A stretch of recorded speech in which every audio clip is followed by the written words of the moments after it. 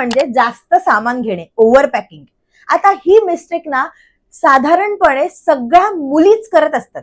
मुलं कमीच करत असतील, कारण मुलींनाच सवय असते जास्त सामान घ्यायची. मला हा ड्रेस सकाळी घालायचा आहे, हा संध्याकाळी घालायचा आहे, हा दुपारी घालायचा आहे, किंवा याच्याबरोबर मला ही ऍक्सेसरीज घालायची आहेत, या चप्पला घालायच्या आहेत. अशा जास्त प्लॅनिंग केल्यामुळे आपली ओव्हर पॅकिंग होऊन जाते. आणि काय होतं की ज्या वेळेला आपण कुठेतरी फिरायला जातो तेव्हा आपल्यालाच ते वजन पाठीवर घेऊन चालावं लागतं. आणि मग त्या ओव्हर पॅकिंग झाल्यामुळे आपण जिथे कुठे ट्रिपला जातो तिथे जातानाच आपण पूर्णपणे थकून गेलेलो असतो. त्याच्यामुळे तिथे गेल्यानंतर आपल्याला एक दिवस तर असं वाटत असतं की अरे राहू दे यार, एक दिवस मी आता आराम करते इथे आणि मग उद्याच्या दिवशी फिरायला जाते. त्याच्यामुळे एका दिवसाचा सुद्धा बट्टाबळ होतो. आपण तिथेच त्या ओव्हर पॅकिंगमुळे थकून गेलेलो असतो.